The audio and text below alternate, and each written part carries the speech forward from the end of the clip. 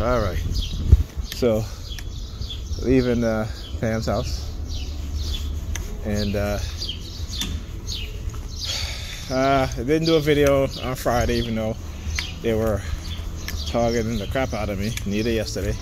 Because I wanted to wait and see what type of subliminal message they were sending me and how they were doing it. And, you know, see, they start talking to me in different ways too. But anyway, so Friday,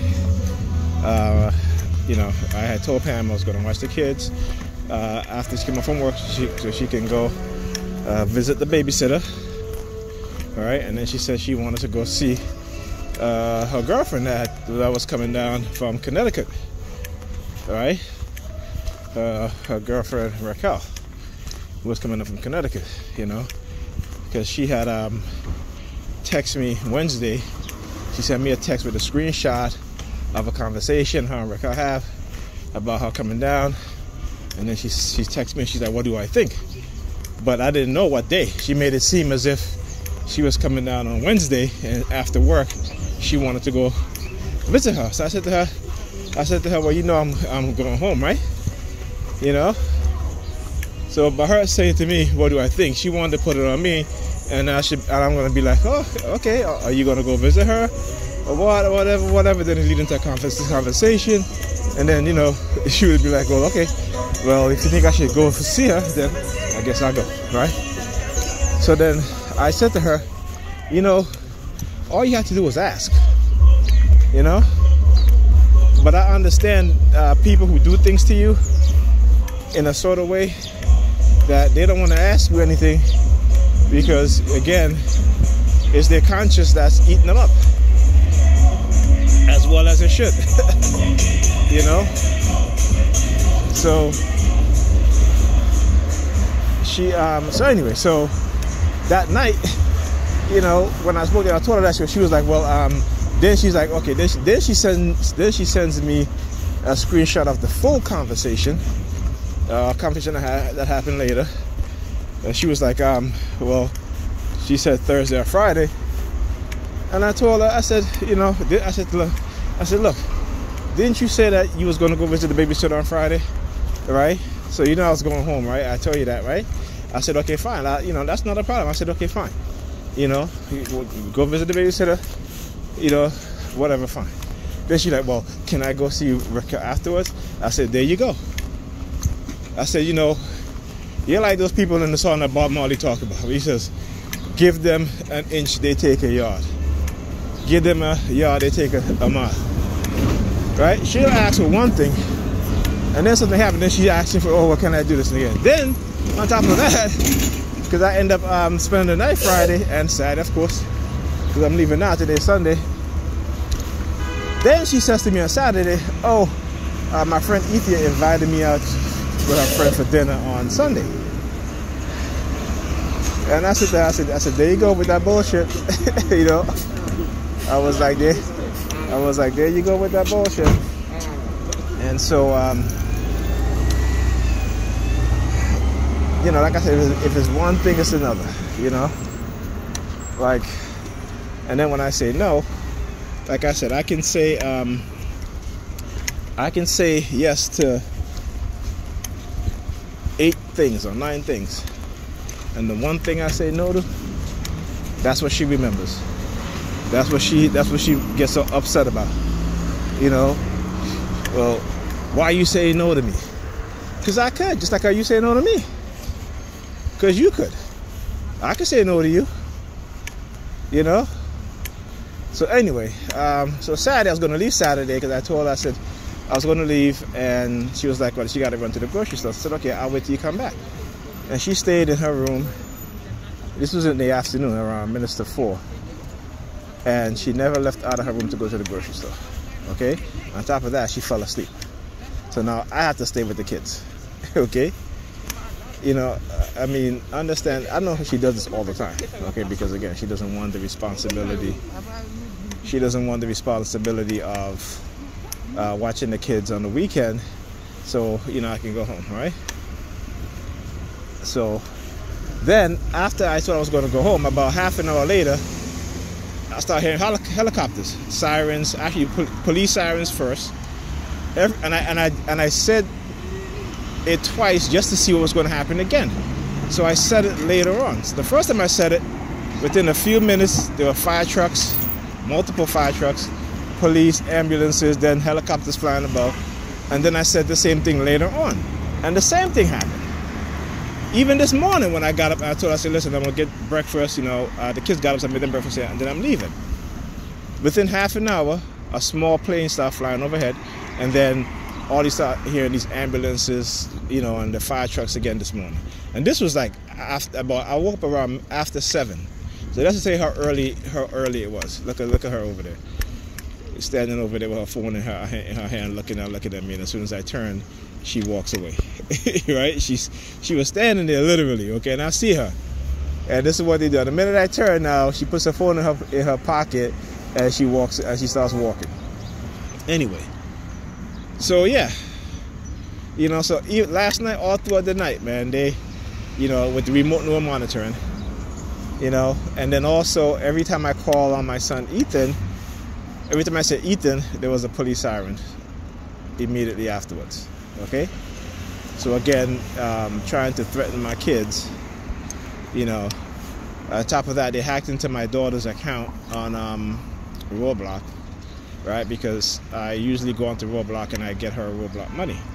So they hack into her account and block me, and I was like, that shit is so funny.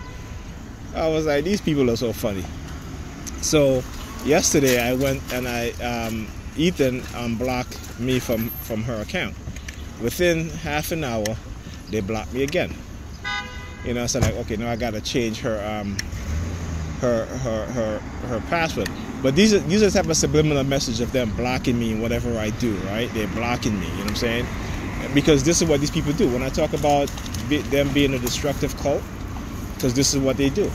Everything that you're going to do as a TI, they will try to stop, block, or destroy, right? For example, I'm paying off my bill for school, and they don't want me to go back to school, right? So everything that they do, they set against you, right? So, and like I said, those who participate in this, they get rewarded, right? And it's nothing new. Other TIs have experienced this in the past, and they talked about it and stuff like that. Particularly when they're in a relationship, how the other person who they were in a relationship with, who they who they recruit into targeting them, they end up getting, managerial positions and pay, high pay at jobs and stuff like that. This is nothing new. And the ex end up getting married, but with these to a perp, and then the perp, because they know what they've done, end up abusing them, and they can't say nothing because they know if they do say anything, that individual will spill the beans on them, right? So yeah. So it's I'm telling you, this shit is ridiculous, but it is what it is, right? And a lot of people are waking up to this stuff, and I'm glad. I've been seeing a lot of YouTube personalities talking about this stuff, but the one thing I gotta warn you guys about is stop talking about this lizard shape-shifting shit, okay? That lizard shape-shifting shit is a script being run by the CIA to discredit you. When you start bringing up this stuff, you're discrediting yourself, by saying these things, okay? There is no lizard people, shape-shifting people. There is none of that stuff, okay? Understand the game that they play, right? Understand that. When you read certain books by certain psychologists who've researched the CIA mind control program and brainwashing program, and it talks about, like Dr. Colin Ross, Dr. Peter Breggin, they talk about how they create these, they'll basically brainwash people to make them believe that they were being operated on by aliens when it was the U.S. government and the security agencies that have been doing illegal experimentation on them, in order to shift the blame and the focus away from these agencies, right, and this government. understand the game that they play. This is what they do. Okay? This is how they get away with these kind of experiments, right? As long as they can, and they can do it, as long as they can manipulate you and brainwash you into believing something like that, something that's far-fetched, okay? Then they done their job, because now you're on a wild goose chase instead of chasing the people who are and exposing the people who are doing this to you. You know, you're talking about shape-shifting people and aliens. You know, so I understand what's going on. You know, so anyways, like I said, so this morning, like I said, all last night, even late in the hours of the night, fire trucks, ambulances, police, all day yesterday. After I said, not all day, but after I told Pam I was leaving, right? And then they were trying to send me subliminal messages through her that if I leave, I'll be arrested. You know, police car driving on her block, whoop, right? So again, and then she falls asleep, okay? And I know what it is that they're trying to do. They're trying to say like, oh, because of all the noise outside, that there's a reason why I didn't go home and I stayed, and that's not the case. The fact is that, like I said, they know how to manipulate her. She knows exactly what she's doing and how they use her to target me, right? So, for example, you know, her falling asleep, that was a plan, right?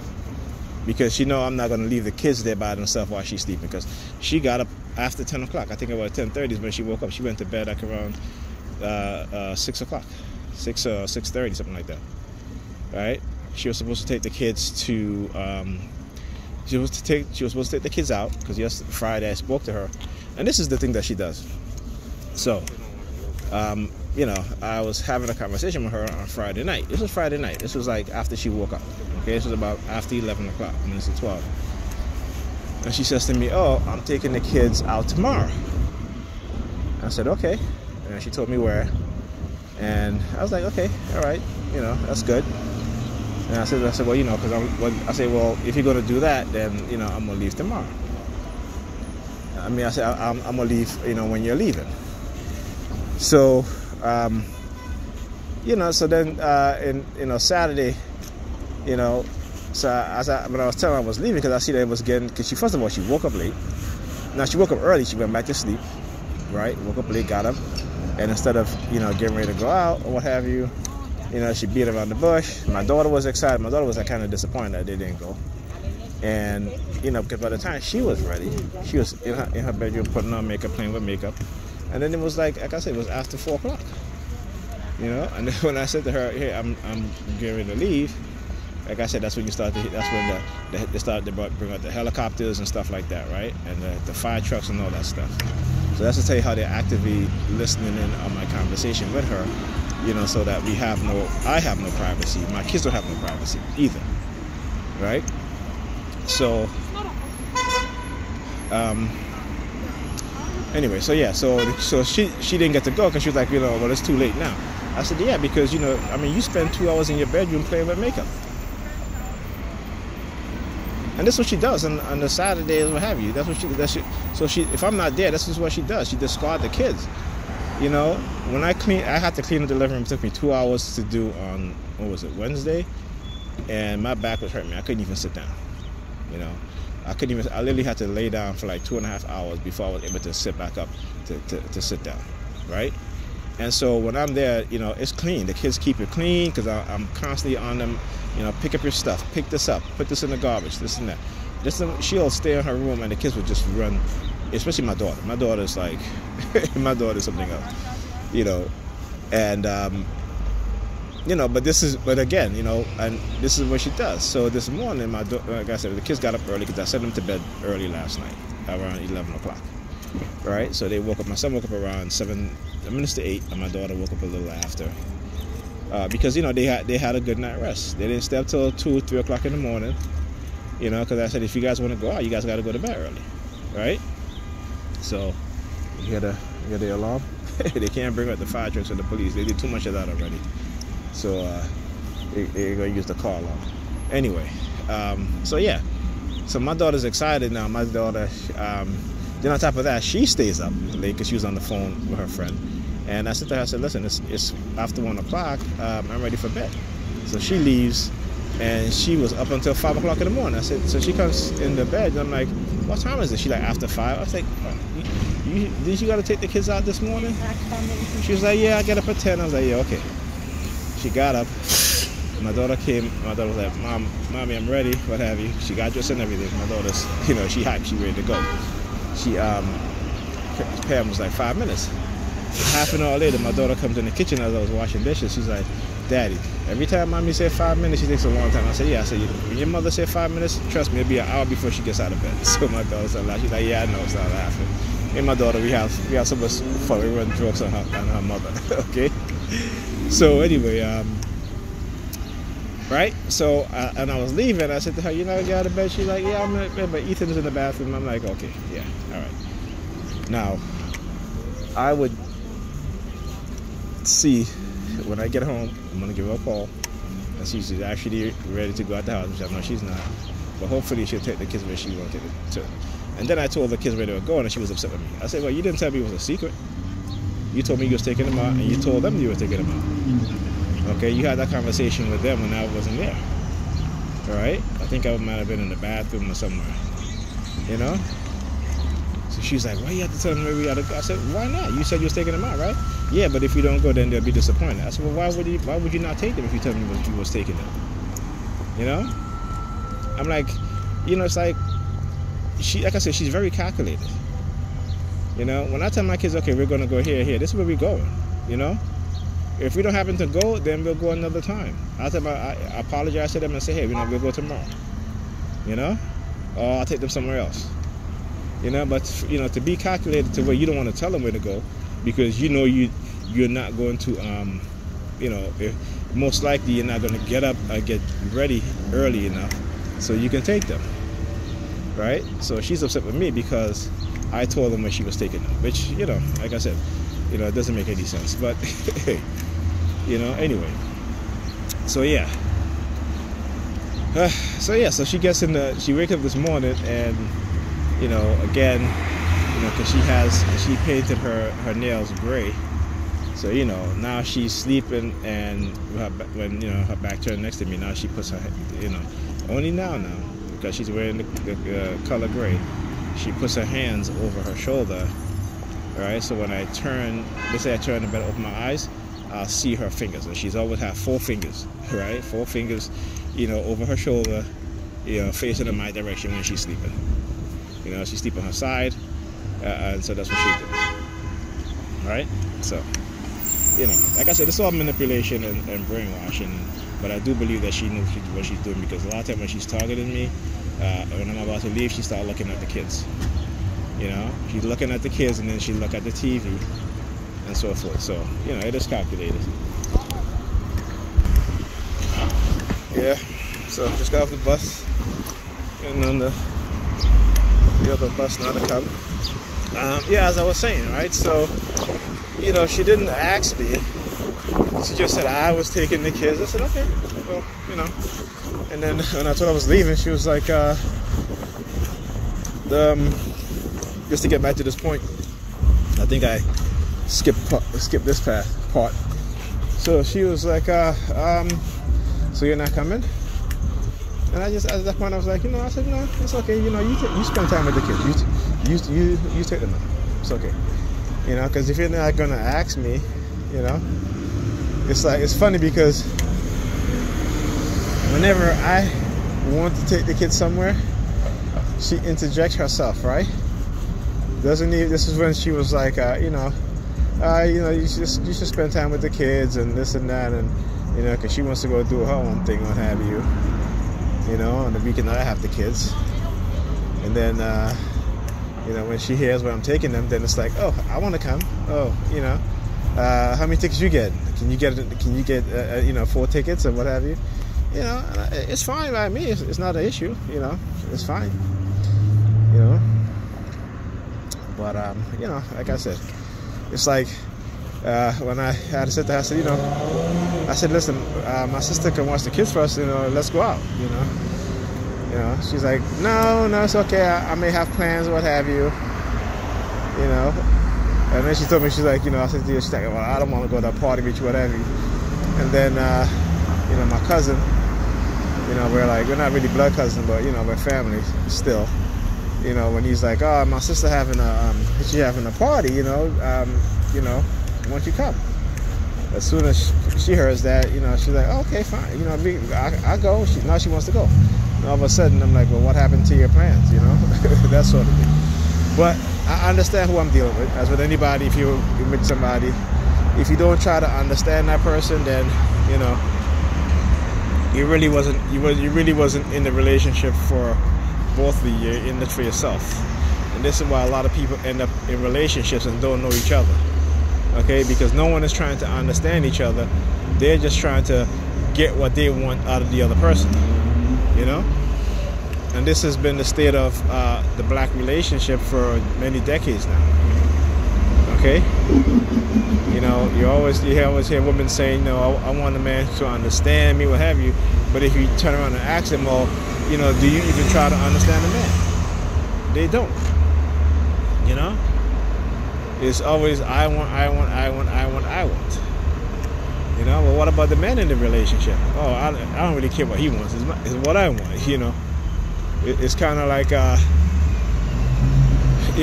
Kevin Samuels. I watch him a lot. Some of the things, most things he said I agree with. Some of the things I don't agree with, you know.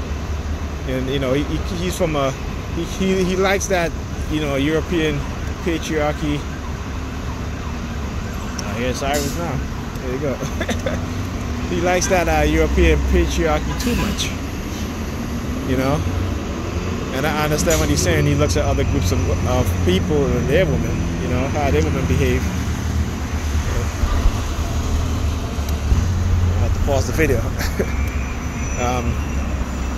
Yeah, and you know, he had a therapist on there. She was a black woman, and he said, when you look at other groups of women, are they for their men? You look at white women, are they for white men? The therapist was like, yes. You look at Asian women, are they for Asian men? Yes. You look at the Arab women, are they for Arab men? Yes. You look at the Hispanic women, are they for Hispanic women? Yes. He said, look at the black women, are they for black men? And she said, no. You know? So that's just to tell you. Anyway, my bus is here. Okay, yeah.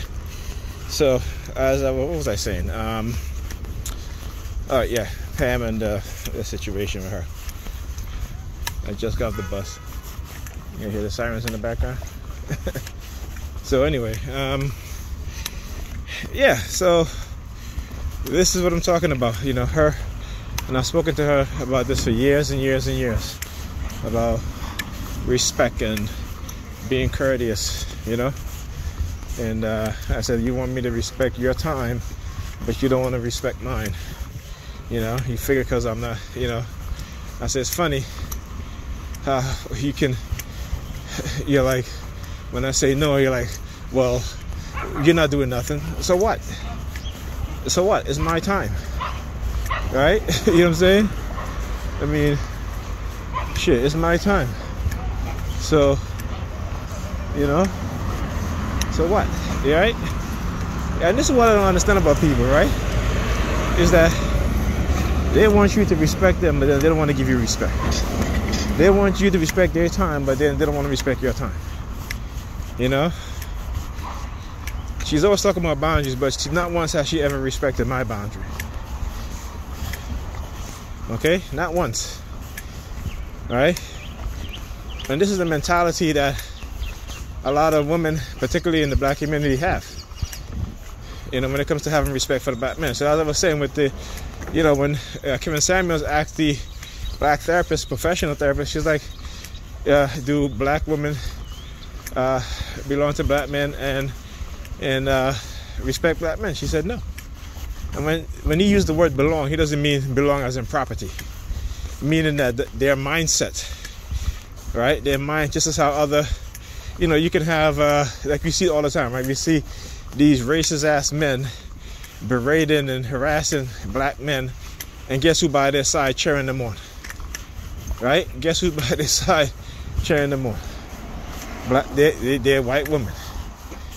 Okay? So, yeah. It is what it is. right? And understanding these things. And we as a black community, you know, we let anybody come in and tell us what to do and condition us into, tell us who we are and what to be, and you know, and that's why a lot of us is so screwed up, psychologically, socially, you know, economically, and I shouldn't say a lot of it, but that's the vast majority of black people, all right? And just because you think you're driving a nice car, you know, you don't own a house, right? You're living in an apartment. A lot of times, your money goes to your car and your rent, okay? And that's how you're living. You're thinking that you're successful. That's not success. You know what I'm saying? This journey I've been on, despite being targeted for the past, you know, probably over 2 decades, because my brother was targeted in the mid-90s. So, and I know how they were targeting my children. So I know prior to me becoming aware of this stuff, I was being targeted because of what they were doing to him. And they were probably threatening him by saying that they were targeting me. As a matter of fact, he did say to me one time early on when I was explaining to him what's happening, he said, you know, I was talking to my therapist when this started happening, and he said, well, how come it didn't happen to my brother? And she was like, well, you know, it'll happen to your brother when he's, you know, in the future. So, you know, again, one thing they didn't count on was me being who I am. You understand? Me being a person who, you know, I like to figure shit out. You know, I don't just take people's words for it. I figure it out. I've always been a problem solver. You know, and particularly when I see things that just doesn't seem right, regardless of what people say. You know, I formulate my own theory, and you know, I test out that theory, and from whatever feedback I get, I adjust and go back again. Right? So it didn't take long for me to, well, it didn't take long for me to figure out that this was happening to me, but it took me a while to figure out exactly what was happening in terms of with the technology, in terms of with the psychological programming, right? The tactics, the methods, those who are involved, you know. So it's a new day for us as TIs, you know. I mean, it's been a new day, but it's a new day now because now we have a full, I wouldn't say full, but a greater understanding, you know, of the technology being used, the psychological methods and tactics, those who are involved, right? And ultimately, it's about control. Ultimately, about the stuff that's coming down the pipeline, which is the total control of the population, right? Either by division and also by these technologies, okay?